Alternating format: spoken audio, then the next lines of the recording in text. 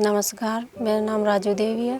मैं लाड़ीपुरा की ब्लॉक जमाराम की रहने वाली हूँ। ये हमारे यहाँ पे पानी की कमी है। इस कमी के कारण यहाँ पे खेती बाड़ी की भी कमी है। हमारे सभी पुरुष लोग बाहर कमाने जाते हैं और हम महिलाएं कृषि व पशुपालन का काम करती हैं। 5-7 महीने पहले एक्सेस संस्था द्वारा हरित कार्यक्रम चलाया गया, उसमें मैं भी एक सदस्य हूँ। समूह में हमें बहुत सारी जानकारी दी जाती है।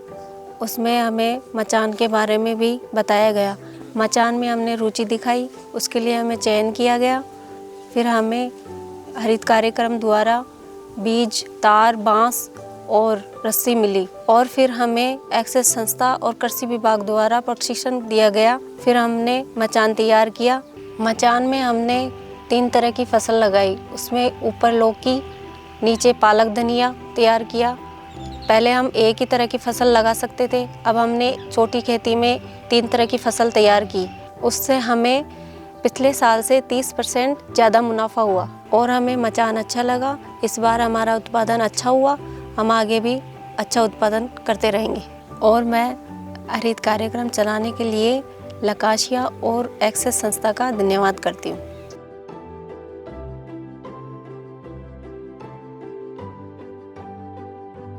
नमस्कार साथियों, मेरा नाम सुनीता देवी है। मैं नई ढाणी गुजरान गांव बाडाडेरा ब्लॉक जमारामगढ़ तथा जिला जयपुर की रहने वाली हूं।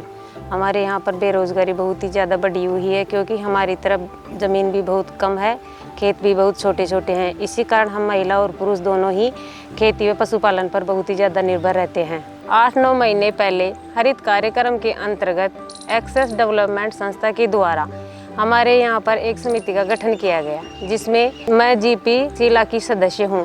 हमारे यहाँ पर महीने में मीटिंग ली जाती है, उसमें हमारे को खेती करने की नई नई तरीके बताए जाते हैं, जिसमें एक मीटिंग के अंदर हमें वर्मी कंपोस्ट के बारे में भी बताया गया। तो वर्मी कंपोस्ट जानकारी सुनकर मुझे बहुत ही अच्छा लगा और ये वर्मी कंपोस्ट लेने की मेरी बहुत ही रुचि थी। वर्मी कंपोस्ट लेने के बाद में हमें इसका प्रशिक्षण दिया गया कि किस प्रकार हम वर्मी कंपोस्ट को लगाते हैं, किस प्रकार इसमें खाद डालते हैं और किस प्रकार उसकी निराई गुड़ाई करके हम खाद को तैयार करते हैं। वर्मी कंपोस्ट से जो तैयार खाद होता है, उस जैविक खाद को हम कुछ तो हमारी फसलों में दे लेते हैं और अगर जो और ज़्यादा होता है तो हम किसी दूसरे किसान साथी को बेच देते हैं किसी जीपी के माध्यम से, और उस खाद को बेचने से जो पैसे मिलते हैं उससे हमारी आमदनी हो जाती है।